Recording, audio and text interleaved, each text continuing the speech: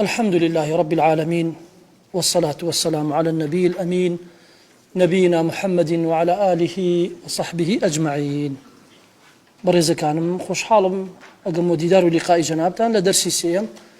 لا بابة كامان كبابة توري من أوبو ردانوي شبه كان لسر جهاد تيكوشان لبنابي خواي پروردگار. برزة كانم درسي إمرومان درباري أو قناغانه كاتي تيدا خواي پروردگار تشريعي جهادي تيدا كرد وتا بچن قناغا تشريع كردني جهاد الإسلام دا بچن قناغ تيپريوا آيا بي قناغي خواي پروردگار جهادي فرس كرد بسر مسلمانانا يان بچن قناغي كاتي پري زانا يانا فرمن بچن قناغي كاتي پري كأيوش بي كاتو لچوار قناغ بمشي ويلا بريكن براكانم منع فإذن فدعوة إلى جهاد الطلب فدعوة إلى جهاد الدفع فهو دعوة إلى جهاد الطلب. يكم قناغ منعبو أو بخواي پروردگار جنگو تيكوشاني لقل كافركان لسر مسلمانان حرام كرت أم قناغا لكيبو بريزكان لو كاتبو ككاتب پیغمبر صلى الله عليه وسلم لقل مسلمانان لشو دابون براكانم لشاري مكبون بويا زانين لا باس لكومالي آيات أكن كاتكا خواي پروردگار باسي صبرو عفو صفحي كرد كمسلمانان بيقر نبر در حق بو آزارو أشكنجي ككافركان أنجاميان أدان در حق بأهوان كاتكا خواي پروردگار فرمي ولمن صبر وغفر إن ذلك من عزم الأمور. ياخد خواي پروردگار فرمي قل للذين آمنوا يغفروا للذين لا يرجون أيام الله يعني فاصدع بما تؤمر وأعرض عن المشركين. أو برز كان وقنا غدا كافر كان أشود دسيان أشود خيني مسلمانان يعني ينكش ياخد دسيان يعني أشكان سريان يعني أشكان بلام بويا نبو بجنجل لقل كافر كان دا أم قناغي مكيبو صحيفي سياسة سيويك قناغي مكيبو برز كان دواتر كا أو بو پیغمبر صلى الله عليه وسلم لقل إيمان داران هجرتيان كربو شو لمكة هجرتيان كربو شاري مدينة قناغي دوم لا جهاد دابزي كبيكاتو لو آياتي كاتي خواي پروردگار فرمي أذن للذين يقاتلون بأنهم ظلموا وإن الله على نصرهم لقدير. خواي پروردگار إذني دا ورقي دا ككافركان خواي پروردگار إذني دا يا مسلمانان كالدفاع لنفسي خويان بكن إذني دا يا مسلمانان ورقي دا يا مسلمانان كشيب كان دفاع عن النفس بكن در حق بشه در حق بكافر كان أذن للذين يقاتلون بأنهم ظلموا وإن الله على نصرهم لقدير. أما قناغي دوام بخواي پروردگار إذن دايا مسلمانان كتجيب كان دفاع لنفسي خويا بكن أجر كافر كان وإيسيان آزار وأشكنجيان بدن قناغي سيم براكان بدا بزيني وآياتو دس بيكات كاتي خواي پروردگار فرمي وقاتلوا في سبيل الله الذين يقاتلونكم ولا تعتدوا إن الله لا يحب المعتدين. سورة بقرة آية 100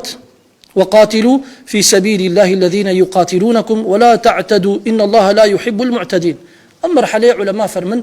خواي پروردگار تجور جهادك تشريع كرت جهادي دفع برگري كردن جهادي دفعو برگري كردن. أما قناغي چنم بو برزكان أما قناغي سيم بو قناغي چوارم برزكانم بدا بزيني أو آياتان ودس بيكات كآياتي بينز لسورة توبة كاتي كخواي پروردگار فرمي فإذا انسلخ الأشهر الحرم فاقتلوا المشركين حيث وجدتموهم وخذوهم واحصروهم واقعدوا لهم كل مرصد فإن تابوا وأقاموا الصلاة وآتوا الزكاة فخلوا سبيلهم إن الله غفور رحيم. وهروا كاتك خواي پروردگار لسورة توبة لا آياتي بالسنة فرمي قاتلوا الذين لا يؤمنون بالله ولا باليوم الآخر ولا يحرمون ما حرم الله ورسوله ولا يدينون دين الحق من الذين أوتوا الكتاب حتى يعطوا الجزية عن يد وهم صاغرون. باش أوي الشبهة يبراكان لا يخلكاني كألين وشيخ مؤلف باسيكا رحمة الله عليه الاستدلال بذلك على أنه ليس للمسلمين سياسة السيويق لبانو الاستدلال بذلك على أنه ليس للمسلمين اليوم إلا حرب الكفار وقتالهم، فإن آية السيف نسخت ما قبلها، وهذا من المتشابه. شيخ محمد مؤلف ام كتابه رحمة خوای به الله خلکانێک چی ئەڵێن ئەم قۆناغانەی پێش خۆی ڕەت کردەوە یاخود ئەم قۆناغانەی پێش خۆی نسخ کردەوە بە دابەزینی کام ئاەتی سەیف کام ئاەتی سەیف براکانم ئەم معلوماتە لەبیرتان نەچێ ئاەتی سەیف ئاەتی 5 لە سوورەتی توبة فإذا انسلخ الأشهر الحرم فاقتلوا المشركين حيث وجدتموهم وخذوهم واحصروهم واقعدوا لهم كل مرصد. أما بشكل مفسرين ناوي أنها آياتي سيف كآياتي بينجل سورة توبة باش زانا ينشلن براكانم أواني كأمر إيان بدلنية ألين آياتي سيف مصطلحي شي قرآنينية وآياتي سيف بيغمر صلى الله عليه وسلم بكاري نهاوروا نبل قهي لسر أو لسر ناوي أم آيات نلا قرآن نلا السنة بقرا هر قناغو بپی خوی بمرجو شروطکانی خوی ایشی پی اکری هر قناغو بپی مرجو شروطکانی خوی ایشی پی اکری یعنی چی؟ یعنی براکم اگر کسی قدرەی نەبوو لەسەر جیهاد توانای نەبوو لەسەر جیهاد هێز و ئالات و ئەسلیحەی نەبوو نابێ بجەنگێ چونکە ئەو کاتە شەڕێکی چێ کات خۆی تووشی تەهلوکە ئەکا و ئەگەر کاتێک کە هێز و دەسەڵات و قووەت و قودرەتی هەبوو ئەو کاتە بۆی هەیە بجەنگێ لەگەڵ کافرەکانە بۆیە صحیفەی 337 زانا شيخ الإسلام ابن تيمية رحمة الله عليه شيء فرمي صحيفة 337 قال فمن كان من المؤمنين بأرض هو فيها مستضعف أو في وقت هو فيه مستضعف فليعمل بآية الصبر. قال هر كاتي هر إيمان دارك لا شوينيك بويت هر ولاتك ياخذ لا هر بندك ياخذ لا هر ديك بوي هر شاريك بوي اگر تو مستضعف بوي بيد صلاة بوي ياخذ لكاتو زمانك دا بوي كتو بيد صلاة بوي تو أناي جهاد الدنيا فليعمل بآية الصبر. آية الصبر كم قناغ بو كم قناغ كاو كاتبو الدنيا بجنجي قناغ يكم شي بو براكانم كقناغي منع بو الدنيا بجنجي شو كتو مستضعفي هر قصيبك ياخذ هر هالويستي كتابيت ولا ناو أشي توشي تهلوكة دي باشا برز كان فبويا شي فرمي فليعمل بآية الصبر والصفح عمن يؤذي الله ورسوله من الذين أوتوا الكتاب والمشركين. يعني أقر هر كسيك آزاري مسلماناني دا لهر شاريك بو كاتكا مسلمانيك لهر شوينيك بو كافر كان آزاري خواي پروردگار و پیغمبر صلى الله عليه وسلم يندا يعني چي عمن يؤذي الله ورسوله من الذين أوتوا الكتاب والمشركين. يعني أقر رقريان لبلاو بونوي ديني خواي پروردگار كرت سكايتيان بآياتي قرآن كرت سكايتيان ببيغمبر صلى الله عليه وسلم كرت تو مستضعفي هزدا صلاتي كدني أو كاتشيكي براكم صبر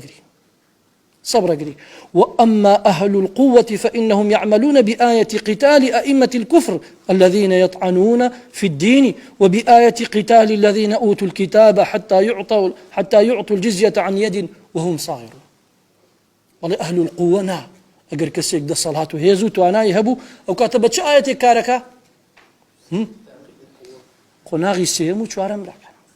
قناغي سيمو جوارم كا أو كاتا بوت هي بجنجي لقال أو كساني كتشين كسكاتي بديني خواي پروردگاركن ياخذ ريغري لبلاو بنو ديني خواي پروردگاركن ياخذ تعدى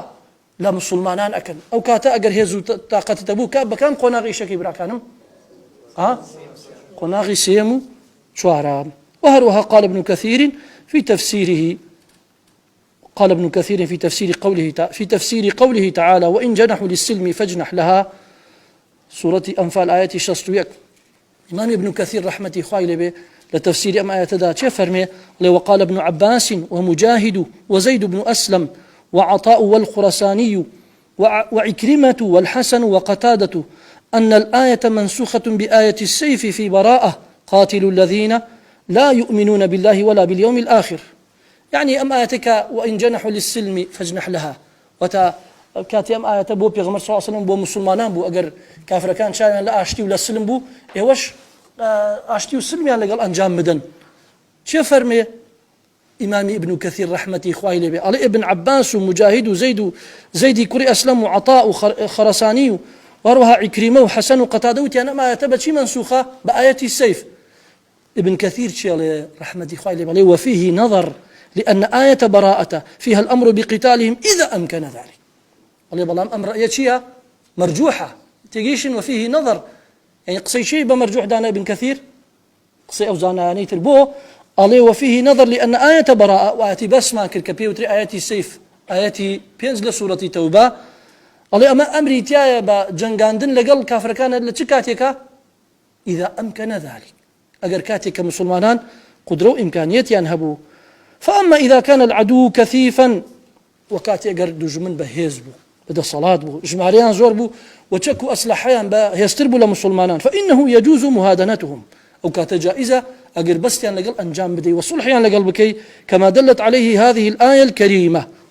وإن جنحوا للسلم فاجنح لها وكما فعل النبي صلى الله عليه وسلم يوم حديبية فلا منافاة ولا نسخ ولا تخصيص والله أعلم. ابن كثيرش براكانم رأيي همان رأي ابن تيمية رحمتي خواهي به أليم آياتانا دجبه يكترينين هيجي نفي ونقولي أويترناك وهيجي أويتر نسخ ناكاتوا وهيجي أويتر تخصيص ناكا بل إنما هر آياته بقناغ كاتو ساتي خوي شي بيكري إشي بيكري هر آياته بكاتو ساتي خوي إشي بيكري. شيخ محمد شيفرمي مؤلف رحمتي خواهي به وهذا هو الصحيح إن شاء الله ويدل عليه أن الصلح مشروع مع العدو إذا كان العدو قويا لا نقدر عليه. وهذا هو الصحيح إن شاء الله ويدل عليه أن الصلح مشروع مع العدو إذا كان العدو قويا لا نقدر عليه. يعني أمر رأيه بهيستر لبروي كاتي أجرتو مسلمان لقل كافر كنيت واني بجنجي لبربو برامبركت بهيستر توشي لقل أنجام ديو كاتا صلح أقر بس لقل أنجام دي كما أشار ابن كثير رحمه الله فإن مقتضى ذلك منع قتاله واتا أقر كافر لمسلمان كافر كان لمسلمان بهيستر بون فإن مقتضى ذلك منع قتاله وكاتا جائز نيته لقلي بجنجيت بحسب الصلح والهدنة ولو كان الواجب هو قتال الكفار دائما وعلى أي حال من القوة والضعف التي يكون عليها المسلمون فإن معنى هذا أن لا صلح ولا هدنة مع الكفار مطلقا وهذا باطل والله أعلم. شيخ محمد علي أجر أو رأي الراز باية كآيتي سيف آية كاني بيش خوي نسخ كردوا علي معناه أو كاتب هيك شيء إما بو ما نبو لقر كافر كان شيء بكين صلح بكين ياخد أجر بس بكين أما معناه إيش صحيح يا باطلة بو پیغمبر صلى الله عليه وسلم لصلح حديبية لقى شيء صلح كرت لقى كافر كان مكة أي كاتي كتشو ناو شاري مدينة پیغمبر صلى الله عليه وسلم لقى شيء صلح كرت ها لقى جولك كان صلح كري أنا ويانا إذن كاتو ساتي خوي هي هر كاتيك أجر مسلمانان بيستيهن بيبو صلح بكن لقى كافر يا أخو لقى جولك كان بل صلح أكن والله مرجو شروطي خوي هي ويبرز كان أتينا ناو مسألة شيء ترى كأيش مسألة تطبيع لم زمان دا وقبيست ما نوهني لولا عربي كان أو بتطبيع علاقات يعني كل قل شيء لقل جولك وإسرائيل كان بروتان بكم كسيا بزاري أم تطبيع حكمي شيء إلا قد طالب علمك ياخذ ما مستايك لم بابتانا تيجيش بها هنك هر نازاني تطبيع لشو تاو تأكري إلى خيبة شوي بابة الشرع كان وهي والله بإذن خوي بالوردار يسأل ما باسكين إلى قيبم شوار قناغة وهي كأو قناغاني كتشريع جهادي تيكرا شون برز كان أو بو ياسر عرفات كسروكي حكومتي فلسطين بو كاتك أقربستي أنجام دا لقل شيء لقى حكومتي إسرائيل ألو كاتدا مسلمان سؤالين لشيخ ابن باز رحمتي خواي به يعني يا شيخ حكومتي فلسطين صلحوا أقربستي أنجام داوا لقل إسرائيل كان حكمي شيء رأي ابن باز رأي كان معروف برا كان فتوى دا وتي بالي صلح لقل جولك ويأخذ لقل كافر ومشركين جائزة أجر مسلمانان محتاج بن بو صلحة يعني شو محتاج بن بو صلحة محتاج بن بويكا أتاخذ بهذا كيتوا إستو توانو دا صلاة الدنيا بجنجي لقل يعني والله موتي كات كسب كيتو خذ بهذا كيتو أتابت واني ردي عن بديتو وهروها مرجي دوا موتي مؤقت به حتىكم أو كاتي كهز يعني بيو أو كاتب بجنجي لقل كافر كان وهروها شيء تربلا كان متي مؤقت به محدد به بكاتيكو نابه برهاي به أو بو خلقانك لا أواني كس دينيا بسياستك الكد ولا حزب كان أنفت وأي شيخ بن باز بدلنا ببراك يعني نوع ضجيك دروس بو والله مشيها تدنج لسرفت واكي شيخ بن باز رحمة الله عليه به الشيخ محمد بن صالح العثيمين بهمان شێوە براکانم تأكيد دووپاتی کردەوە لا فتواکەی بن باز ڕحمەتی خوای لێبێ و تأییدی ڕأیەکەی شێخ بن بازی کرد ڕحمەتی خوای لێبێ ئەو گرتە ڤیدیۆیە موجودە ئەگەر بگەڕێنەوە بۆی و معلوماتێکی تری جوانترشمان پێبەخشێ شێخ عوثەیمین ڕحمەتی خوای لێبێ کە ئەڵێ سڵحکردن لەگەڵ کافرا بێتە سێ بەشە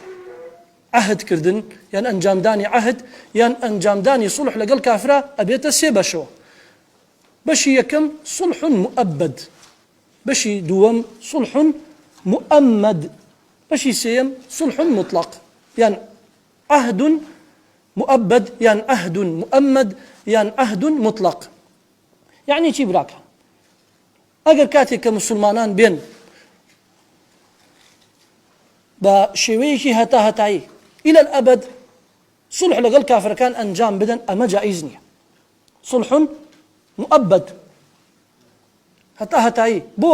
لەبەرەوەی ئەمە لەغوکردنەوەی چی تێدایە لەغوکردنەوەی جیهادی تێدایە تعطیلی جیهادی تێدایە بۆ عولەما فەرمن جائز نییە مسلمانان بە شێوەیەکی هەتایی لەگەڵ کافرەکانە صلح ئەنجام بدەن ئەمە ڕأیەک ڕأی دووەم وصلح مؤمد أي إلى أمد إلى وقت معين وتحديد كراوة بدا صالة وتي أنا رأي جائزة وبلغي شي براكانم وبلغي ويك بيغمر صلى الله عليه وسلم لقال شيء صلحي أنجام دا لصلحي حديبية لقال شيء صلحي أنجام دا لقال كافر كان صالي كم صالي شي هجري والله أعلم ما وي صلحك كان يبو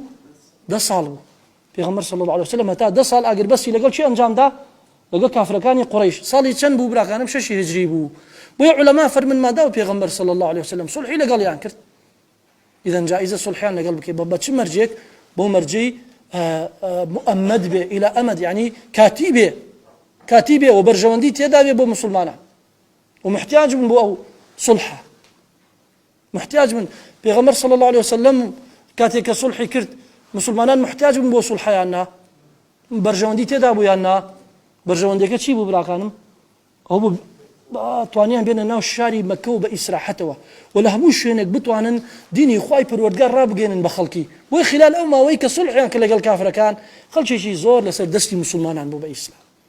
ئیدەن بەرژەوەندەکەیان پێکا یان نا بەرژەوەندەکەیان پێکا حاڵەتی سێیەم کە سڵحی مطلقە سڵحی ڕاهاییە ڕازانایان دوو ڕەیان هەیە دەربارەی ئەم سڵحە بەشێکیان ڕەفزێکەنەوە و بەشێکیان وەک ابن تەیمیە ڕەحمەتی خوای لێبێ ئەڵێ ئەم بەشەیان جائیزە ئەگەر مطلق به بلام بمرجع چی به براکانم ها بمرجع اگر مسلمانان بونا خاون هز او اگر بسته بشکه او مسلمانان اگر بونا هتاكم او كاتا برهاي صلح بكن لقل كافر مشرك كان هتا چی به براکانم هتاكم اجنا ابن خاون هز يعني مؤقت به يعني چی به مؤقت به ببلغي چی براکانم ببلغي اويكا پیغمبر صلى الله عليه وسلم كهاتنا وشاري مدينه ولا شي صلح كرد لقد جولك كان صلحي كير أو صلحة بوشكا يعني أو بس كيك وتايبيهات أو بو بنو النظير وبنو قريضة شيء أنا كربرا كانم هؤلاء دا بيغمر صلى الله عليه وسلم بوكوجن وهروها اعتداء ودزريجانا كده سر مسلمانات أو كاتا صلحة كلا بين بيغمر صلى الله عليه وسلم جولك كان هل وشايوا إذا برز كانم أما بو كحكم تطبيع لقل جولك وكافرو لقل أو جور خلقاني كاتيك دجاتي ديني إسلام كان تيجيش برا كانم بلان كلمة تطبيع علماء فرمن أجر ما بس دو بتطبيع علاقات لقل جولكو لقل كافر مشركة أجر ما بس دو بك محبة ومودة ما بويان هبه ما بس دو بك تكليان بكين ما بس دو بك تشبهيان بيه بكين ما بس دو بك لاسايان بكين هو جائز أما أجر ما بس تطبيع كسك بيتي تطبيع لتشكاتك جائزة بيلي ما بس تشيل لتطبيع أجا ما بس يعني صلح بو علين بلا جائزة علين أجا ما بس لتطبيع صلح به جائزة بلا ما أجا ما بس لو بك إما لا ساي كافر ومشرك كان وجولك كان بكينه وهروها تشبه يعني بيو بكين وهروها محبته مودة ما بويان دروس بموالات يعني لقل أنجام بدين أبو شوية جائز نيا خالي سيم مريزة كمان مريزة كان كعلاقة بدرس كمان وهي كأيش أو آياتي كاتك خايف الوردقار فرمي وقاتلوا في سبيل الله الذين يقاتلونكم ولا تعتدوا إن الله لا يحب المعتدين خايف الوردقار شي ما بيه فرمي براك أنا لم آياته ئەڵێ ئەگەر جەنگان لە پێناوی خوای پەروەردگار مقید بن چی نەکەن؟ تعدی مەکەن، اعتیدا مەکەن، تعدا مەکەن لە مشریکەکان. بۆیە پێغەمبەر صلی الله عليه وسلم کاتێکە قائیدەکانی ئەنارد بۆ غەزا چی پێیان ئەوت براکانم؟ پێیان ئەوت ولا تقطعن شجرة ولا تعقرن نخلا ولا تهدموا بيتا. ئەم حەدیثەش مامی بەیهەقی ڕوایەتی ئەکا. پێغەمبەر صلی الله عليه وسلم وصیەتی بۆ ئامری هێزەکانە کرد یاخود بۆ قائیدی لەشکرەکانە کرد کاتێکە چوون بۆ جەنگ نەکەن ئەو کەسی کە هاتووە بجەنگێ لەگەڵ تا ژنەکەی مەکوژن، مناڵەکەی مەکوژن، دایک و باوکی کە بە ساڵاچوون مەیان کوژن، خانەکەی مەرمێنن، باغ و ڕەز و باخاتەکەی و بێستانەکەی مەسووتێنن. تێگەیشتم براکانم ئەمە هەمووی لە چێوە هاتوو؟ معنای ئەوەیە دینی ئیسلام چییە؟ حتى ئەگەر بابەتی جیهادش کە عیلاقەی بە جەنگ و شەڕەوەیەتیدا تەشریع کراوە، بەڵام دینی ڕەحمەتە. یعنی حتى ئاسەواری ڕەحمەت بە تەشریعکردنی جیهاد شەوە دیارە. سبحان الله، دینی ئیسلام دینی ڕەحمەتە. چونکە ئەنجامدانی جیهاد مەبەست لێ چیە براکانم؟ ڕەزامەندی لیتەکونە کەلیمەت الله هی العولیا. مەبەست لە ئەنجامدانی جیهاد چییە؟ ڕەزامەندی، پێکاندنی ڕەزامەندی خوای پەروەردگارە. خوای پەروەردگارش حەزی بە زوڵم نییە براکان، زوڵمی لێمان حرام کردووە، تعدای لێمان حرام کردووە. بجەنگێ لەگەڵ ئەو کەسەی کە لەگەڵ تا ئەجەنگێ. بۆیە پێغەمبەر صلی الله عليه وسلم وصیەتی کرد بە ساڵاچوو مەکوژن، دارێک مەسووتێنن، خانیەک مەڕمێنن، ژن مەکوژن، مناڵ مەکوژن. ئیدەن ئەمە چەندێک ئەخلاقی جوانە، چەندێک ڕەوشتی جوانە کە ئیسلام ئەمری پێکا. وەک پێغەمبەر صلی الله عليه وسلم فەرمێ إنما أمرت لأتمم مكارم الأخلاق. هەرچی ئەخلاقا بەرزەکان هەیە، هەرچی بەها بەرزەکان هەیە، پێغەمبەر صلی الله عليه وسلم فەرمێ خوای پەروەردگار ئەمری پێم کرد کە بیپێکم. باش ئێمە ئەگەر بین غەزاکان پێغەمبەر صلی الله عليه وسلم لەگەڵ چی مقارنێکی براکانم؟ لەگەڵ ئەو شەڕی کە کافرەکان لەگەڵ ئێمە ئەنجامێدەن یاخود لە ناو خۆیان. بۆیە ئەگەر بین غەزاکانی پێغەمبەر صلی الله عليه وسلم مقارنەی بکەین لەگەڵ حربی عالمی یەک و دوو، بەبزانین چەندێک کەس کوژرا لە غەزاکانی، چەندێک کەس کوژراون لە ئەو غەزایانی کە پێغەمبەر صلی الله عليه وسلم ئەنجامی داوە، چەندێک کەس کوژراون لە جەنگی جیهانی یەکەم و جەنگی جیهانی دووەم. بڕواتان بێ ئەو ژمارەی کە ئەنی بەراوردەکە زۆر کەمە. کاتێک کە بەراورد دەکەین ژمارەی کوژراوەکان لە کافرەکان 1022 کەسە، 1022 کەس بەدەست مسلمانان لە ناو چوون، و ژمارەی ئەوانی کە شەهید بوون لە پێناوی خوای پەروەردگار لە مسلمانان 262 کەسە. ئەمە بە پێی ئیحسائیاتەکان بێ لە مەجموع. وەک ابن حەجەرە فەرمێ ڕەزا و ڕەحمەتی خوای لێ بێ، ابن حەجەر ئەڵێ کۆی ئەو جەنگانەی کە پێغەمبەر صلی الله عليه وسلم ئەنجامی داوە 100 جەنگە، 100 جەنگە. هەنێ عولەمای ترە فەرمن 27 غەزوەی ئەنجام داوە و 38 سەریەی ئەنجام داوە. فەرقش لە بین غەزوە و سەریە چیە براکانم؟ غەزوە ئەوەیە کە پێغەمبەر صلی الله عليه وسلم خۆی مەوجود بووە لەو شەڕە، خۆی مەوجود بووە لەو شەڕە. ئەمما سەریە نە، بە سەرپەرشتیاری خۆی بووە، خۆی مەوجود نەبووە لەو شەڕە، بەڵام چی کردووە؟ سەرپەرشتیاری کردووە. ئەمە فەرقە لە بین غەزوە و سەریە. هەنێ زانایانە فەرمن کۆی 65 جەنگە. ابن حەجەر شەفەرمێ ڕەحمەتی خوای لێ بەڵێ 100 جەنگی ئەنجام داوە. کۆی هەموو کوژراوەکان لە کافر و مسلمانان چەندێکە؟ 1284 کەس. 262 مسلمان شەهید بوون لە پێناوی خوای پەروەردگار کە لە خۆمان داوێ بە شەهید لە قبوڵیان کە، بە شەهید لە قەڵەمیاندا، و 1022 کافرش لە ناو چوونە هەلەک و لە پێناوی بیرروباوڕەکەی خۆیان. ئیدەن ژمارەکە چەندێکە؟ 1284 کەس. باش ئەی ژمارەی کوژراوەکان لە جەنگی جیهانی یەکەم و دووەم چەندێکە؟ هەر کەس بگەڕێتەوە بۆ ئیحسائیاتانە براکان نێزگەی 100 ملیۆن کەسە بە کوژرا و بریندارە، و زۆر بە درندانش شەڕیان کردووە لەگەڵ یەکتری، هەتا یەکتریان ئیبادە کردووە براکانم. هەرچی تۆپ و چەک و ئەسلحەی خراپ هەبووە ترسناکە بۆ دژی بە یەکتری ئەنجامیان داوە. و ئەوەش سەیرە براکانم، ژمارەی ئەو کەسانی کە عەسکەری بوونە کوژراون زۆر کەمترە لە ژمارەی مەدەنیەکان. واتە ئەوان دەستیان ناپاراست لە بەساڵاچوو، لە ژن، لە مناڵ، لە خانی ڕماندن، لە تێکشکاندنی مەسنەعەکان، معمەلەکان بوونەی تەحتی. سبحان الله. ئیدەن با عەلمانیەکان باش جۆیان لێبێ. دینی ئیسلام دینی ڕەحمەتە. چونکە خەڵکانێکی معجبە بەچێ؟ معجبە بە کافر و مشریکەکان، زۆر معجبە بەو حەضارە باتڵە. بەڵام ئەوە حاڵیانە براکانم. چەندێ بەڕق و چینەوە کاتێک کە شەڕیان کرد لەگەڵ یەکتریدا، چەندێ ڕقاوی بوون، چەندێ بەچینەوە، چەندێ بە حەقدەوە یەکتریان کوشت. بۆیە جەنگی جیهانی دووەم براکانم هۆکاری هەڵگیرسانەکەی جەنگی جیهانی یەکەم بوو، چونکە ئەڵمانەکان کە دۆران لە جەنگی جیهانی یەکەم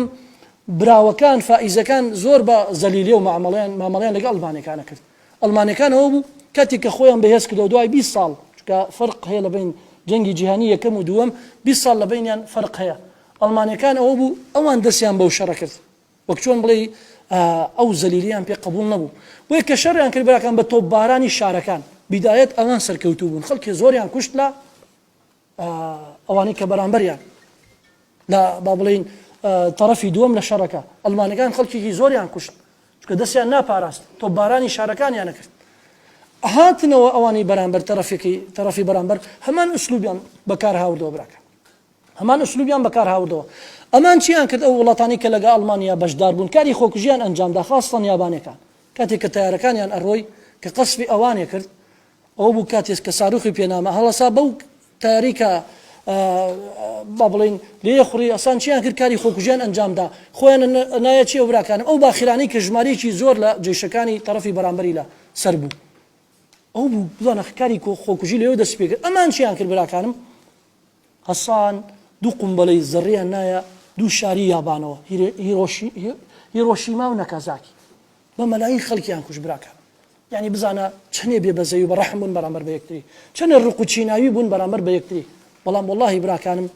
دینی ئیسلام دینی ڕەحمەتە. هەتا ئەو غەزوە و شەڕانی کە هەتا ئەو جەنگانی کە پێغەمبەر صلی الله علیه وسلم لەگەڵ مسلمانان کاتێک کە ئەنجامیان داوە لەگەڵ کافرەکانشا ڕەحم و بەزەی پێوە دیارە، بە بەڵگەی ئەوەی کە تەنانەت لەگە ئەو شەخصە ئەجەنگان کاتێک کە محارب بوو، کاتێک کە لەگەڵ مسلمانان ئەجەنگا، ئەگەر تۆ ئەویت نەکوشتایە ئەو تۆیە کوشت. بۆی خوای پەروەردگار فەرمێ وإذا لقيتم الذين كفروا وضرب الرقاب، يعني ئەگەر تۆ نایکوژی ئەوت کوژێ براکە. ئیدەن تۆ لەو شوێنە بدەکە ئەی کوژی، ئەمە ڕەحمەتە، ئەمە ئەوە نییە بڵێ وڵا دینی ئیسلام دینی تندوو تیژیە. خاڵی چوارەم بەڕێزەکان بەڵگە چیە لەسەرەوەی کە ئێمە ئەڵێن تەنانەت مسلمان بۆی هەیە لەگەڵ کافری محاربە بجەنگێ. ئێمە ئەڵێن لەگەڵ چی ئەجەنگین براکانم؟ لەگەڵ کافری کە محاربەتەکە لە جەنگدایە لەگەڵ تۆ، ڕێگری لە بڵاو بوونەوەی دینی ئیسلامەکە، سوکایەتی بە دینی ئیسلامەکە، سوکایەتی بە کەلامی خوای پەروەردگارەکە، یاخود بە پێغەمبەر صلی الله عليه وسلم، یاخود بە مسلمانان، یاخود بە بابەتە شەرعیەکان. پێغەمبەر صلی الله عليه وسلم لو حديثي لا 40 نوويشات وأفرمي الله شيء الله أمرت أن أقاتل الناس حتى يشهدوا أن لا إله إلا الله وأن محمدا رسول الله ويقيموا الصلاة ويؤتوا الزكاة فإذا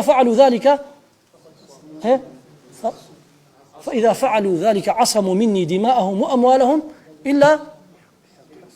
إلا بحق الإسلام وحسابهم على الله. پیغمبر صلى الله عليه وسلم لم فرموده دا براكانم الله أمرم بيكراو بجنگيم لقل كافركان هتاكم شي تاكم قناغي شاهد مان دين يعني شاهدين بو وحدانيتي خواي پروردگار وهروها بو نبوتي پیغمبر محمد صلى الله عليه وسلم. خل كان يقوتيان شي وتيان ما داو پیغمبر صلى الله عليه وسلم ما حديثه الله أمرم بيكراو كبجنگيم أما الشملي همو كافريكا لهر شوينه هر كافريك تبيني بريطاني بو ألماني بو فرنسي بو بوته بيكوجي بلان براكانم قرب قريتو بو جيان نامي پیغمبر صلى الله عليه وسلم أبيني أم بوچونا هلايا بو هلايا براكانم لبروي پیغمبر صلى الله عليه وسلم لناو الشاري مدينة أو كاتي وفات شي كرت ما مالي هبو لقل جولك كان يانا ها ما مالي هبو يانا إيكي لو ما مالانا شي بو كبيغمبر صلى الله عليه وسلم خواردني برهن هاوردو مقابل بشي بو درعيك برهن داينابو لايك لا او بياو جولكيك خواردنكي دابو بيغمبر صلى الله عليه وسلم وهروها ما مليتي تر بيغمبر صلى الله عليه وسلم والصحابه الشركاتي انا بقول لقل جولك كان خيبر او بكاتيك شاري خيبر فتح كرا ورزقار كرا وكوت دز مسلمانان جولك كان دواي شي انكرت ها وديان ليه ما نقرن زاويه كانت بو اشيلين بالشركاتي كان بچن ها نيو بنيو إذا ما هم يبلغي براكانم كاتيكا پیغمبر صلى الله عليه وسلم لقل جولك كان تعاملي كردوها بمرجع جولك كان شيء كان براكانم جزية بدن جزية وسراني خويا دا عن يد وهم صاغرون ذليل بن براكانم عن يد يعني إلا خوي بهني أو بوينية كسيشي تر تكليف بكات كبلي كاكا توبرو لجاتي من أم باري بدا سرانك بدا دبواي خوي بدستي خوي بهني شو كنوع ذل صغاري جيتايا بويا بەڵام لەگەڵ ئەوەشدا کاتێکە ئەوان بڕیاریاندا جزیە بدەن ئەوە بۆ براکانم ڕزگاریان بوو لە چی؟ لە کوشتن یاخود لەوەی کە مسلمانان تەعەدایان لێ بکەن. فبۆیە ئەم حەدیثە بە چی تەقی دەکرێ براکانم؟ بە ژیان نامەی پێغەمبەر صلی الله عليه وسلم. بە ژیان نامەکەی دیارە پێغەمبەر صلی الله عليه وسلم کڕین و فرۆشتن و مامەڵەی لەگەڵ جوولەکەکان کردووە، هەموو کافرێکی نەکوشتەوە براکان ئیلا پێغەمبەر صلی الله عليه وسلم ئەمری پێکراوە ئەمر بە ئێمە کراوە مقاتەلەی کام کافر بکەین؟ ئەو کافرەی کە محارەبەتەکە کە ئەوێ لە ناود بەرێ یاخود گاڵتە بە دینەکەت ئەکا یاخود ڕێگرێکە لە بڵاوبوونەوەی دینی ئیسلام. وآخر دعوانا أن الحمد لله رب العالمين وجزاكم الله خيرا. بل نقذف بالحق على الباطل فيدمغه فإذا هو زاهق ولكم الويل مما تصفون.